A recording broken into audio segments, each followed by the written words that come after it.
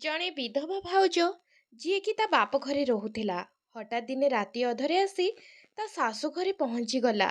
ଆଉ ସେଠି ରହୁଥିବା ତା ସାନ ଦିଅରକୁ କହିଲା, ମୋତେ ବାହା ହୋଇଯାଅ ଓ ମୋ ଜୀବନ ବଞ୍ଚେଇ ଦିଅ। ଏହା ଶୁଣି ଦିଅର ପଚାରିଲା, ତମର କ'ଣ ହେଇଛି ଭାଉଜ? ଭାଉଜ କହିଲା, ମୋ ବାପା ମୋତେ ଆଉ କାହାକୁ ବିକ୍ରି କରିଦେବାକୁ ଚାହୁଁଛନ୍ତି, ଆଉ ମୁଁ ସେମିତି ବିଲକୁଲ ବି ଚାହୁଁନାହିଁ। ଏହା ଶୁଣି ଦିଅର ଉତ୍ତର ଦେଲା, ତମେ ଠିକ କହୁଛ ଯେ ଭାଉଜ, କିନ୍ତୁ ତମେ ମୋତେ ମା ପରି ମୋର ଲାଳନ ପାଳନ କରିଛ, ତେଣୁ ମୁଁ ତୁମକୁ କିପରି ବିବାହ କରିପାରିବି? ବନ୍ଧୁମାନେ, କିଏ ଥିଲା ସେ ଭାଉଜ ଓ କାହିଁକି ତା ବାପା ତାକୁ ଆଉ କାହାକୁ ବିକ୍ରି କରିବାକୁ ଚାହୁଁଥିଲେ ଓ ସେ ଦିଅର ତାକୁ ବିବାହ କରିବ କି ନାହିଁ ସମ୍ପୂର୍ଣ୍ଣ ସତ୍ୟ ଜାଣିବା ପାଇଁ ଭିଡିଓଟିକୁ ଶେଷ ପର୍ଯ୍ୟନ୍ତ ଦେଖନ୍ତୁ। ବନ୍ଧୁମାନେ, ଜଣେ ବ୍ୟକ୍ତି ଥିଲେ ଯିଏକି ନୂଆ ନୂଆ ସାମ୍ବାଦିକ କାମ କରୁଥାନ୍ତି। ତାଙ୍କୁ ସାମ୍ବାଦିକତା କରିବାକୁ ବହୁତ ନିଶା ଥିଲା। ସେଥିପାଇଁ ସେ ହରିଦ୍ୱାର ଯାଇଥିଲେ ସାଧୁମାନଙ୍କ ପର୍ଦ୍ଦାଫାଶ କରିବାକୁ। ସେ ଭାବୁଥିଲେ ଯେ ମୁଁ ଜଣେ ସାଧୁଙ୍କର ପର୍ଦ୍ଦାଫାଶ କରିବି ଏବଂ ତାପରେ ମୋ ଭିଡିଓ ରାତାରାତି ଭାଇରାଲ ହୋଇଯିବ ଏବଂ ମୁଁ ମୋ ଜୀବନକୁ ବହୁତ ସଫଳ କରିପାରିବି। ଏମିତି ଭାବି ସେ ସେଠାକୁ ଗଲେ। କିନ୍ତୁ ଯେତେବେଳେ ସେଠି ସାଧୁମାନଙ୍କୁ ଦେଖନ୍ତି, ସେମାନଙ୍କର ଧ୍ୟାନ ଦେଖି ସେ ବହୁତ ପ୍ରଭାବିତ ହୋଇଗଲେ ଏବଂ ସେଠାରେ ତାଙ୍କର ଭେଟ ଜଣେ ଏମିତି ସାଧୁଙ୍କ ସହ ହୁଏ ଯିଏ ପ୍ରତିଦିନ ସକାଳ 4ଟାରେ ଉଠିଥାନ୍ତି। ଶୀତ ହେଉ କି ଖରା ହେଉ, ସକାଳ 4ଟାରେ ଉଠିବା ପରେ ସେ ଗଙ୍ଗା ନଦୀ ମଝିରେ ଶୀତଳ ପାଣିରେ ଠିଆ ହୁଅନ୍ତି ଏବଂ ସ୍ନାନ କରିବା ପରେ ସେ ପୁଣି ତାଙ୍କ ଭୋଜନ କରିବାକୁ ବସିଯାଆନ୍ତି। ଏବେ ସାମ୍ବାଦିକ ସେହି ସାଧୁଙ୍କୁ ଦେଖିବା ପରେ ତାଙ୍କର ସାଧୁମାନଙ୍କ ଉପରେ ଥିବା ସମସ୍ତ ଭ୍ରମ ସବୁ ଦୂର ହୋଇଯାଏ ଏବଂ ତାପରେ ସେ ସାମ୍ବାଦିକ ସେ ସାଧୁଙ୍କ ସହିତ ଯେମିତି ବି ହେଉ ଭେଟିବାକୁ ଚାହୁଁଥିଲେ। ପ୍ରଥମେ ପ୍ରଥମେ ସାଧୁ ମହାତ୍ମା କ୍ୟାମେରା ସାମ୍ନାକୁ ଆସିବାକୁ ରାଜି ହେଉନଥିଲେ, ହେଲେ ସେ ସାମ୍ବାଦିକ ବହୁତ ଅନୁରୋଧ କରିବା ଦ୍ୱାରା ସେ ରାଜି ହେଲେ। ସେ ବାବାଙ୍କୁ ପଚାରିଲେ, ବାବା, ଆପଣଙ୍କୁ ଶୀତ ଲାଗୁନାହିଁ? ଆପଣ ଏତେ ଥଣ୍ଡାରେ ସକାଳୁ ସକାଳୁ ଗଙ୍ଗା ନଦୀ ମଝିରେ ଛିଡ଼ା ହୋଇ ସ୍ନାନ କରୁଛନ୍ତି, କ'ଣ ଆପଣଙ୍କୁ ଡର ଲାଗେ ନାହିଁ? ଯଦି ଆପଣଙ୍କୁ ଗଙ୍ଗା ନଦୀର ସୁଅ ଭସେଇ ନିଏ ତାହେଲେ? ଏହା ଶୁଣି ସାଧୁ ହସିକି କୁହନ୍ତି, ପୁଅ, ମୁଁ ଏସବୁ ଜିନିଷରୁ ବହୁତ ଦୂରକୁ ଆସିସାରିଛି। କାମ, କ୍ରୋଧ, ଲୋଭ ଏବଂ ଭୟଠାରୁ ବହୁତ ଦୂରକୁ ଆସିସାରିଛି। ଏହି ଜିନିଷ ଗୁଡ଼ିକ ମୋତେ ଆଉ ପ୍ରଭାବିତ କରିପାରିବ ନାହିଁ। ତାପରେ ସେ ସାମ୍ବାଦିକ ପଚାରନ୍ତି, ବାବା, ଏହା କିପରି ସମ୍ଭବ? ଦୟାକରି ମୋତେ କୁହନ୍ତୁ, ଯାହାଦ୍ୱାରା ମୁଁ ମଧ୍ୟ ଏସବୁ ଜିନିଷ ଗୁଡ଼ିକରୁ ଦୂରେଇ ରହିପାରିବି। ସାଧୁ କୁହନ୍ତି, ଠିକ୍ ଅଛି, ମୁଁ ତୁମକୁ ଏକ କାହାଣୀ କହିବି ଏବଂ ଏହି କାହାଣୀ ଶୁଣିବା ପରେ ସେହି ବ୍ୟକ୍ତି କିଏ ଥିଲେ ତାହା ତୁମକୁ ଖୋଜିବାକୁ ପଡ଼ିବ। ସାମ୍ବାଦିକ ଜଣକ କହିଲେ, ଠିକ୍ ଅଛି ବାବା, ମୁଁ ଏହି କାହାଣୀଟି ଧ୍ୟାନପୂର୍ବକ ଶୁଣିବି ଏବଂ ମୁଁ ନିଶ୍ଚିତ ଭାବରେ ତୁମକୁ କହିବି ଯେ ସେହି ବ୍ୟକ୍ତି କିଏ ଥିଲେ। ଏହା କହି ସାଧୁ ଏକ ଘାଟରେ ବସି ସାମ୍ବାଦିକଙ୍କୁ ତାଙ୍କ କାହାଣୀ ଶୁଣାଇବାକୁ ଆରମ୍ଭ କଲେ। ସାଧୁ କହିଲେ, ଉତ୍ତର ପ୍ରଦେଶର ଏକ ଗାଁରେ ଦୁଇ ଭାଇ ରହୁଥିଲେ। ବଡ଼ ଭାଇର ନାମ ରଘୁବୀର ଏବଂ ସାନ ଭାଇର ନାମ ବିକାଶ। କିନ୍ତୁ ସେମାନଙ୍କ ବୟସ ପ୍ରାୟ 7 ବର୍ଷର ପାର୍ଥକ୍ୟ ଥିଲା। ଅର୍ଥାତ୍ ରଘୁବୀର 7 ବର୍ଷ ବଡ଼ ଥିଲା ଏବଂ ବିକାଶ 7 ବର୍ଷ ସାନ ଥିଲା। ସେମାନଙ୍କର ବାପା ନଥିଲେ। ସେମାନଙ୍କ ମା ସେମାନଙ୍କୁ କୌଣସି ପ୍ରକାର ଲାଳନ ପାଳନ କରୁଥିଲେ ଏବଂ ଯେତେବେଳେ ରଘୁବୀର ଟିକିଏ ବଡ଼ ହୋଇଥିଲା, ତା ମା ତା ବାହାଘର କରାଇ ଦେଇଥିଲେ କାରଣ ତାଙ୍କ ମା ବହୁତ ଅସୁସ୍ଥ ରହୁଥିଲେ। କିନ୍ତୁ ଯେତେବେଳେ ମା ତାଙ୍କ ବଡ଼ ପୁଅ ରଘୁବୀରକୁ ରାଧିକା ନାମକ ଏକ ଝିଅ ସହିତ ବିବାହ କରାଇ ଦିଅନ୍ତି, ସେତେବେଳେ ମା ଅସୁସ୍ଥତା ଯୋଗୁଁ ସେ ଏହି ଦୁନିଆ ଛାଡ଼ି ଚାଲିଯାଆନ୍ତି। ବର୍ତ୍ତମାନ ବଡ଼ ଭାଇର ବୟସ ମାତ୍ର 18 ବର୍ଷ ଓ ସାନ ଭାଇର ବୟସ ମାତ୍ର 11 ବର୍ଷ। ହେଲେ ଏତେ କମ୍ ବୟସରେ ତାଙ୍କ ମା ତାଙ୍କୁ ଛାଡ଼ି ଚାଲିଗଲେ। ତେଣୁ ସବୁ ଦାୟିତ୍ୱ ବଡ଼ ଭାଇ ରଘୁବୀର କାନ୍ଧରେ ପଡ଼ିଗଲା ଓ ସେ ନିଜେ ପରିଶ୍ରମ କରି ପରିବାରର ଭରଣ ପୋଷଣ କଲା। କିଛି ଦିନ ପର୍ଯ୍ୟନ୍ତ ତ ସେ ଗାଁରେ କାମ କରି ପଇସା ରୋଜଗାର କରୁଥିଲା, କିନ୍ତୁ ସେ ଅନୁଭବ କଲା ଯେ ଏଠାରେ ଆଉ ଏତେ କମ୍ ଟଙ୍କା ରୋଜଗାର କରି ତା ଭାଇକୁ ଉପଯୁକ୍ତ ଭାବରେ ଲାଳନ ପାଳନ କରିହେବ ନାହିଁ। କାରଣ ପରିବାରର ବୋଝ ପାଇଁ ସେ ପାଠ ପଢ଼ି ପାରିନଥିଲା। ତେଣୁ ସେ ତା ସାନ ଭାଇକୁ ଶିକ୍ଷିତ ଏବଂ ଜଣେ ସଫଳ ମଣିଷ କରିବାକୁ ଚାହୁଁଥିଲା। ସେହି କାରଣରୁ ସେ ବାହାରକୁ ଯାଇ ରୋଜଗାର କରିବାକୁ ଚାହୁଁଥିଲା। ତେଣୁ ସେ ଦିନେ ତା ସ୍ତ୍ରୀ ରାଧିକା ସହିତ କଥା ହେଲା ଓ କହିଲା, ମୁଁ ବିଦେଶକୁ ଟଙ୍କା ରୋଜଗାର କରିବାକୁ ଯିବି, ଯାହାଦ୍ୱାରା ମୁଁ ମୋ ସାନ ଭାଇକୁ ଭଲ ପାଠ ପଢ଼ାଇ ପାରିବି। ରଘୁବୀରର ସ୍ତ୍ରୀ ରାଧିକା ବହୁତ ବୁଦ୍ଧିମତୀ ଥିଲା ଓ ସେ ସବୁ କିଛି ବୁଝିପାରୁଥିଲା। ତେଣୁ ସେ ମଧ୍ୟ ତା ସ୍ୱାମୀର କଥାରେ ରାଜି ହୋଇଗଲା ଓ କହିଲା, ତମେ ଠିକ୍ କହୁଛ, ସବୁ ଦାୟିତ୍ୱ ତମ ଉପରେ, ତେଣୁ ତମକୁ ସବୁ କିଛି କରିବାକୁ ପଡ଼ିବ। ତାପରେ ବଡ଼ ଭାଇ ରଘୁବୀର ଅନ୍ୟ ସହରରେ ଯାଇ ରୋଜଗାର ଆରମ୍ଭ କରିବାକୁ ଲାଗିଲା। ଯିବା ଆଗରୁ ସେ ତା ସ୍ତ୍ରୀ ରାଧିକାକୁ କହିଗଲା, ଦେଖ ରାଧିକା, ମୁଁ ସହରରୁ ତମକୁ ଟଙ୍କା ପଠେଇବି, ତମେ ସେଥିରେ ଘର ଖର୍ଚ୍ଚ କରିବ ଓ ମୋ ସାନ ଭାଇର ପାଠ ପଢ଼ାରେ କୌଣସି ଅବହେଳା କରିବ ନାହିଁ। ରାଧିକା ତା ସ୍ୱାମୀ କଥାରେ ହଁ ଭରିଲା। ରଘୁବୀର ସେଠାରୁ ପଇସା ପଠାଇଲା ଆଉ ଏଠି ରାଧିକା ତା ସାନ ଦିଅରର ଭଲରେ ଯତ୍ନ ନେଲା ଓ ତାକୁ ସବୁବେଳେ କହୁଥିଲା, ବିକାଶ, ତମେ ମନ ଦେଇ ପାଠ ପଢ଼, କାରଣ ତମ ବଡ଼ ଭାଇ କେବଳ ତମରି ପାଇଁ ସହରକୁ ଟଙ୍କା ରୋଜଗାର କରିବାକୁ ଯାଇଛନ୍ତି। ସାନ ଭାଇ ବିକାଶ ମଧ୍ୟ ଭାଉଜର କଥା ମାନି ମନ ଦେଇ ପାଠ ପଢୁଥିଲା। ସମୟ ଧୀରେ ଧୀରେ ବିତି ଚାଲିଲା ଆଉ ଏମିତି 2-3 ବର୍ଷ ବିତିଗଲା। ଆଉ ହଠାତ୍ ଦିନେ ବଡ଼ ଭାଇ ରଘୁବୀରର ଆଉ କୌଣସି ଚିଠି ଆସିଲା ନା କୌଣସି ସେ ପଇସା ପଠାଉଥିଲା। ଆଉ ଏସବୁ ଦେଖି ସ୍ତ୍ରୀ ରାଧିକାକୁ ବଡ଼ ଆଶ୍ଚର୍ଯ୍ୟ ଲାଗୁଥିଲା। କିନ୍ତୁ ତାପରେ ରାଧିକା ଭାବିବାକୁ ଲାଗିଲା ଯେ ତା ସ୍ୱାମୀ ହୁଏତ ଅନ୍ୟ ସହରକୁ ଟଙ୍କା ରୋଜଗାର କରିବାକୁ ଯାଇଥିବେ ଏବଂ ସେଥିପାଇଁ ସେ ସମୟ ପାଇପାରୁନଥିବେ। ସେତେବେଳେ ଫୋନର ଅଧିକ ବ୍ୟବହାର ହେଉନଥିଲା, ସେମାନେ କେବଳ ଚିଠିର ବ୍ୟବହାର କରୁଥିଲେ। ରାଧିକା ନିଜ ଆଡୁ ଅନେକ ଚିଠି ଲେଖି ତା ସ୍ୱାମୀକୁ ପଠାଉଥିଲା, ହେଲେ ରଘୁବୀର ଆଡୁ କୌଣସି ଉତ୍ତର ଆସୁନଥିଲା। ଏବେ ରାଧିକା ଯାହା କିଛି ପଇସା ସଞ୍ଚୟ କରି ରଖିଥିଲା ସେଥିରେ ସେ ଘର ଚଳାଉଥିଲା। କିନ୍ତୁ ଯେତେବେଳେ ସଞ୍ଚିତ ଟଙ୍କା ସବୁ ଖର୍ଚ୍ଚ ହୋଇଗଲା, ସେ ନିଜେ କିଛି କାମ କରିବାକୁ ନିଷ୍ପତ୍ତି ନେଲା। କାହିଁକି ନା ତା ସ୍ୱାମୀର ଆଦେଶ ଥିଲା ଯେ ସାନ ଭାଇର ପାଠପଢ଼ାରେ ଯେମିତି କୌଣସି ଅଭାବ ନ ହୁଏ। ତେଣୁ ରାଧିକା କଠିନ ପରିଶ୍ରମ କଲା ଓ ତା ଦିଅର ବିକାଶକୁ ପାଠ ପଢ଼ାଇଲା। ଯେତେବେଳେ ବିକାଶ ତା ଭାଉଜକୁ ଏତେ କଷ୍ଟ କରି ତାକୁ ପାଠ ପଢ଼ାଉଥିବାର ଦେଖିଲା, ସେ ମଧ୍ୟ ମନ ଧ୍ୟାନ ଦେଇ ପାଠ ପଢ଼ିଲା। ଏମିତି ବହୁତ ବର୍ଷ ବିତିଯାଏ ଓ ଦିଅର ବିକାଶ ମଧ୍ୟ ପାଠ ପଢ଼ି ସରକାରୀ ଚାକିରି ପାଇଯାଏ। ଏବେ ଦିଅରର ସରକାରୀ ଚାକିରି ତ ହୋଇଗଲା, ହେଲେ ରାଧିକାର ସ୍ୱାମୀ ରଘୁବୀର ଏ ପର୍ଯ୍ୟନ୍ତ ଘରକୁ ଆସୁନଥିଲା କି କୌଣସି ଚିଠି ବି ଦେଉନଥିଲା। ଏବେ ଯେତେବେଳେ ଗାଁ ଲୋକେ ଦେଖିଲେ ଯେ ଏତେ ଦିନ ଧରି ରଘୁବୀର ଘରକୁ ଫେରୁନାହିଁ, କାରଣ ଏଇ ଘଟଣା ଘଟିବାର ପ୍ରାୟ 12-13 ବର୍ଷ ବିତିଗଲାଣି ଓ ରଘୁବୀରର ସାନ ଭାଇଟି ମଧ୍ୟ 24 ବର୍ଷର ଯୁବକ ହୋଇସାରିଲାଣି। ତେଣୁ ଗାଁ ଲୋକମାନେ କହିବାକୁ ଲାଗିଲେ ଯେ ମନେ ହେଉଛି ତୁମ ଭାଇ ବୋଧହୁଏ ଏବେ ଆଉ ଫେରିବେ ନାହିଁ, ହୁଏତ ସେ ଏ ଦୁନିଆର ଛାଡ଼ି ଚାଲିଯାଇଛି। ଏହି କାରଣରୁ ଗାଁ ଲୋକେ ରାଧିକାକୁ ବିଧବା ଘୋଷଣା କରିଦେଲେ। ଏବେ ରାଧିକା ବିଧବା ହୋଇଯାଇଥିଲା। ରାଧିକା ବିଧବା ହେବା ଦ୍ୱାରା ଏବେ ତା ଉପରେ ତା ବାପଘର ଲୋକଙ୍କ ଅଧିକାର ଥିଲା। ସେ ଗାଁର ଲୋକମାନେ ଯାଇ ତା ବାପଘର ଲୋକଙ୍କୁ ଖବର ଦେଇଦେଲେ ଯେ ତମ ଝିଅ ବିଧବା ହୋଇଯାଇଛି, ତାକୁ ଆସି ତମ ପାଖକୁ ନେଇଯାଅ। କାହିଁକି ନା ଆଗକାଳରେ ଯେଉଁ ମହିଳା ନିଃସନ୍ତାନ ହୋଇ ବିଧବା ହେଇଯାଉଥିଲା ତାକୁ ତା ବାପଘରକୁ ପଠାଇ ଦିଆଯାଉଥିଲା।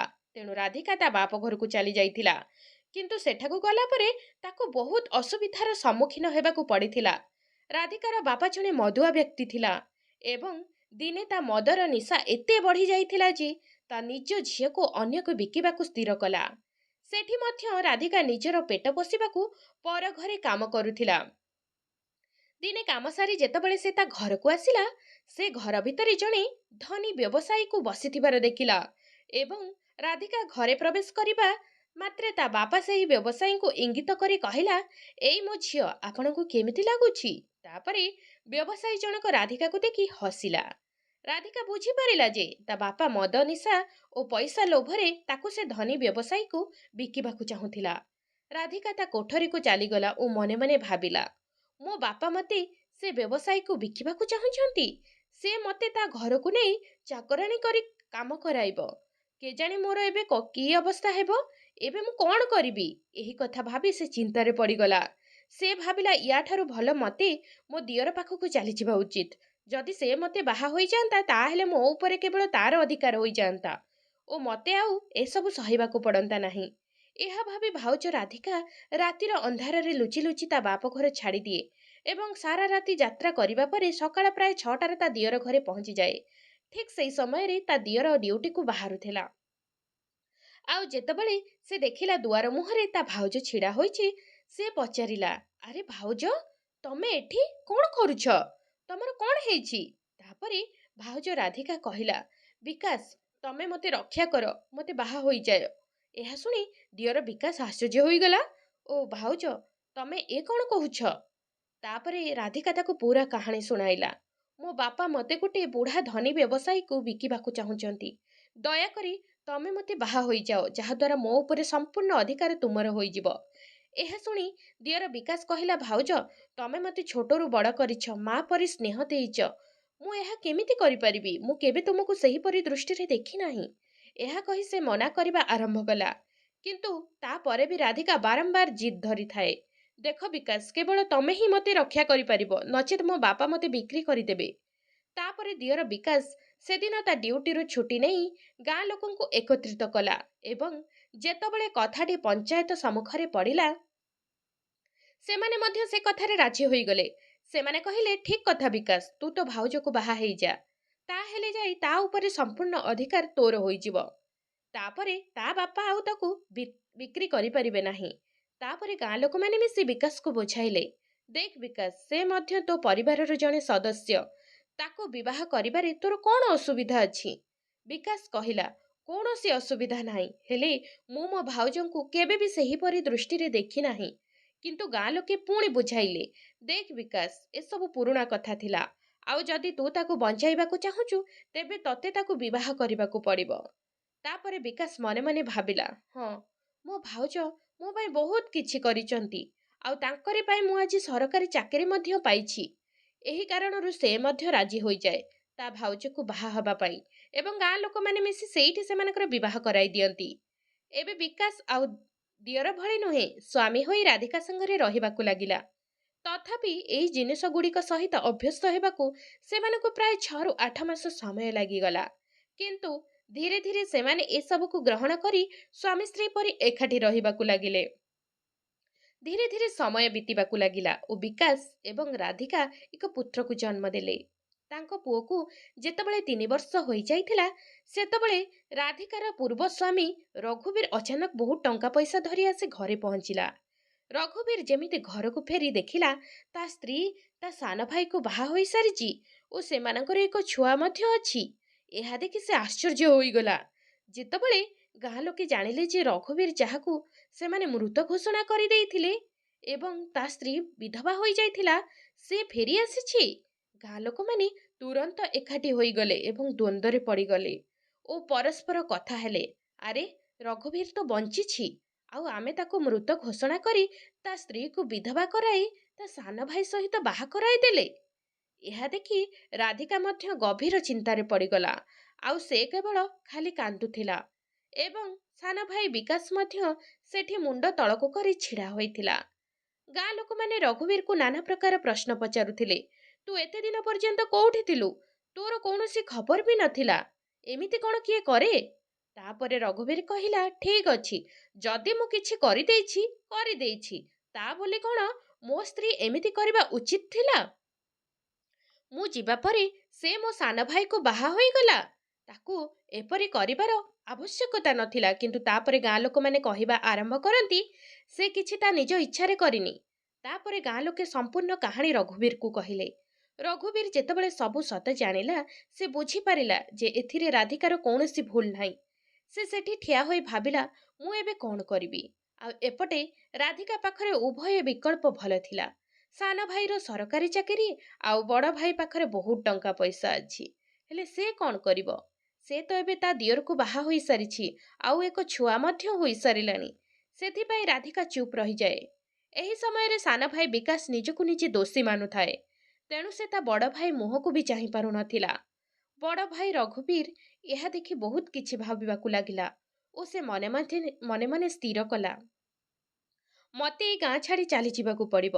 କାହିଁକି ନା ଯେତେବେଳେ ସେ ଏ ଗାଁରେ ନଥିଲା, ବିକାଶ ଓ ରାଧିକା ବହୁତ ଖୁସିରେ ରହୁଥିଲେ।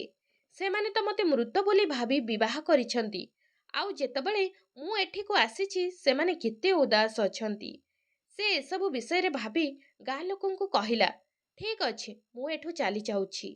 ଯେତେବେଳେ ବଡ଼ ଭାଇ ଯିବା ବିଷୟରେ କହିଲା, ସାନ ଭାଇ ବିକାଶ କହିଲା, ନାଇଁ ଭାଇ, ତମର କୋଉଠିକି ଯିବା ଦରକାର ନାହିଁ। ଇଏ ଯାହା ବି କିଛି ହୋଇଛି ସବୁ ମୋରି ପାଇଁ ହୋଇଛି। ମୁଁ ଏସବୁ ଛାଡ଼ି ଚାଲି ଯାଉଛି। ବଡ଼ ଭାଇ ରଘୁବୀର ତା ସାନ ଭାଇ ବିକାଶକୁ କହିଲା, ନାଇଁ ବିକାଶ, ତତେ କୋଉଠିକି ଯିବା ଦରକାର ନାହିଁ। ତୋର ଘରେ ରହିବା ଉଚିତ। ଏହା କହି ସେ ସେହି ଦିନଟି ଘରେ ରହିଲା। ତା ପରଦିନ ସେ ସବୁ କିଛି ଧନ ସମ୍ପତ୍ତି ବିକାଶ ଓ ରାଧିକାକୁ ଦେଇ କେଉଁଆଡ଼େ ଚାଲିଗଲା। ସବୁ ମୋହ ମାୟା କାମନା କ୍ରୋଧ ସବୁକୁ ପଛରେ ଛାଡ଼ି ସେ ସେଠାରୁ ଚାଲିଗଲା। ସେ ସେଠୁ ଚାଲିଯିବା ପରେ ଆଜି ପର୍ଯ୍ୟନ୍ତ ସେ ଗାଁରେ ତାକୁ କେହି ବି ଦେଖି ନାହାନ୍ତି। ସେହି ସାମ୍ବାଦିକ ଜଣକ ପୁରା କାହାଣୀ ଶୁଣିବା ପରେ ସେଠାରେ ଥିବା ସାଧୁ କହିଲେ, ମତେ କୁହ ପୁଅ, ସେ ବ୍ୟକ୍ତି ଜଣକ କିଏ ଥିଲେ?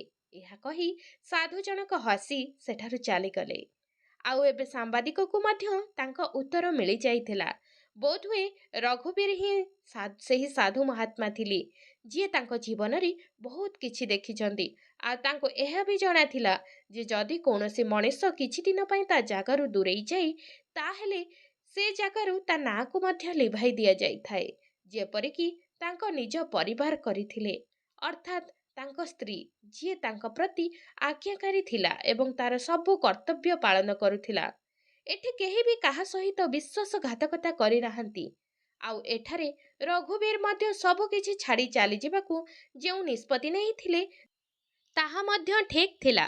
ତେଣୁ ବନ୍ଧୁଗଣ, ଏହା ଆଜିର କାହାଣୀ ଥିଲା, ଯେଉଁଠାରେ ଜଣେ ବ୍ୟକ୍ତି ତା ସାରା ଜୀବନର ରୋଜଗାର ଏକ ମୁହୂର୍ତ୍ତରେ ତା ସାନ ଭାଇକୁ ଦେଇଦେଲା ଏବଂ ତା ସ୍ତ୍ରୀକୁ ମଧ୍ୟ ଦେଇଥିଲା।